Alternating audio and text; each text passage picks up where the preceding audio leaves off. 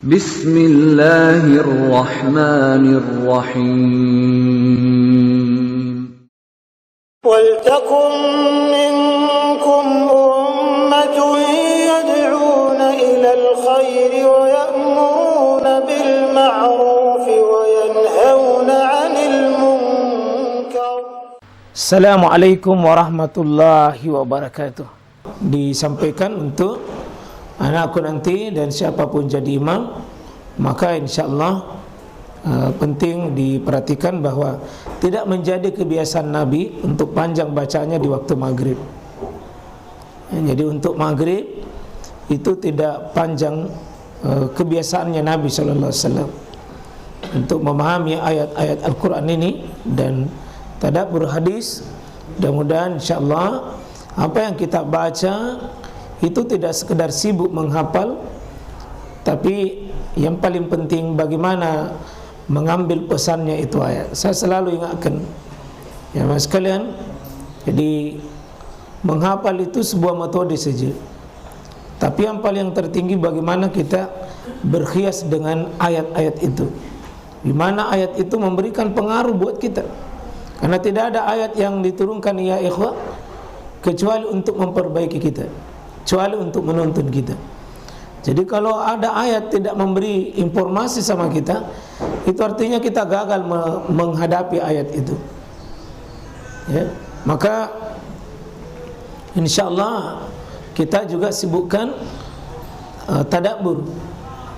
Karena itu para penghafal ibu-ibu yang menghafal, alhamdulillah sudah selesai surah Al-Mulk, bahkan ada yang sudah hampir selesai surah As-Sajdah.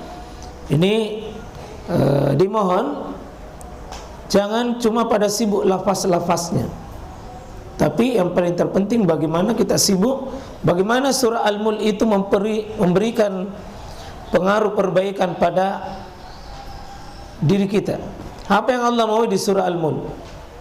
Apa pesan inti di surah Al-Mulk itu? Apa pesan inti di surah As-Sajdah? Nah, tadi surah Al-Kalam, apa yang Allah maui? Nah, itu yang lebih penting.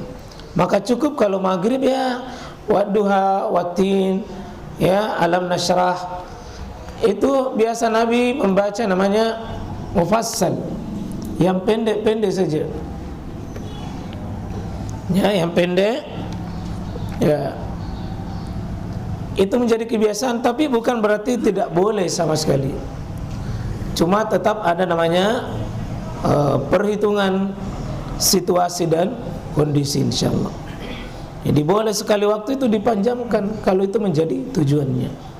Insyaallah itu menjadi perhatian, apalagi kalau di masjid umum ya, tolong jangan membaca bacaan yang sifatnya menjadi beban bagi orang lain. Kalau kita di sini sudah terbiasa panjang, nah, kita berharap nanti bulan Ramadan insyaallah kita perbaiki sekarang ini gizi kita, gizinya fisik dan gizinya rohani. Ya. Ya. Jadi insyaallah kalau tarbiyatul jasadiyah kita olahraga futsal itu 1 jam, ya 1 jam, maka menzalimi diri kalau lebih lama futsalnya dibanding salatnya. Ya, jadi insyaallah nanti kita akan qiyamul lail di bulan Ramadan yang akan datang ini, berdoa kita usahakan 1 jam, kurang lebih 1 jam setengah. Ya, yang bilang ini salona lamanya itu masa lalu itu. Ya, kalau ada yang khatamkan Quran 1 malam dengan salatnya, kita tidak ke situ dulu. Ya, tidak tamnya di 1 juz saja 1 malam. Kita berharap ya, tanda petik pasa-pasa sedikit. Itu dengan tentu nanti diilmui bagaimana nikmatnya itu bacaan Quran. Jadi saya mengajak kepada kita semua insyaallah siap-siap kurang lebih 3 bulan akan datang, ditarbiyah memang fisik kuat, lalu insyaallah rohani juga ditarbiyah untuk bisa beradaptasi dengan Ramadan. Ya. Sehingga kita insyaallah apa yang membuat para sahabat itu mulia dengan siraman Quran, kita belajar juga ke situ.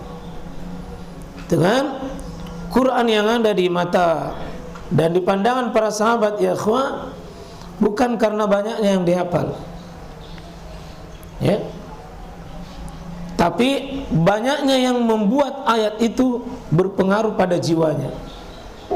Jadi kalau ada ayat yang sekalian tidak berpengaruh pada jiwa kita, mungkin kita tidak paham. Kita tidak paham, atau memang kita paham tapi ditimpa penyakit munafik sehingga tidak masuk.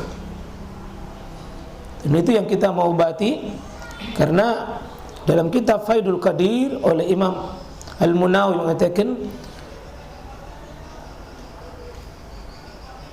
al-munafikun, orang munafik itu, fil qurra, kasirun minal qurra, kebanyakan kaum munafik itu ada pada pembaca-pembaca Quran.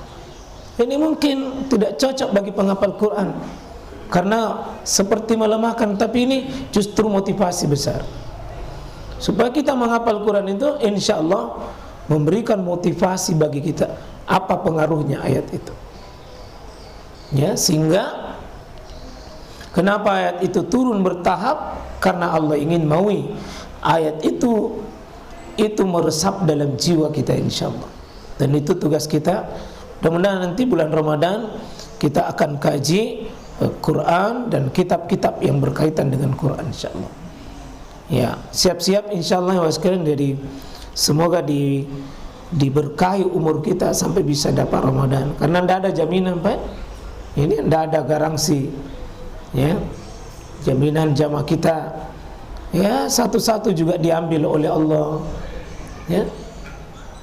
Kemarin keluarganya jamaah kita ini Ibu Haji Nursia Kasir, semoga Allah diambil suaminya, ya, dia pulang dari mengantar kena lagi.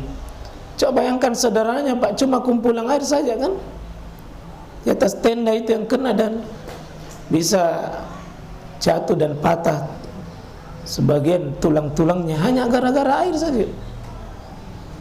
Coba sederhananya kalau Allah mau ngambil apa yang kita miliki. Kalau sekarang jangan mubazir dengan waktu, jangan sia-siakan waktu kita. Mari berpacu dengan kesempatan. Kalau bisa dapat emas di waktu itu, jangan dapat perak dan jangan dapat perunggu. Target emas, target yang terbaik, target yang mulia. Ya, yeah. Kalau ada yang bisa lebih baik, jangan yang biasa-biasa saja.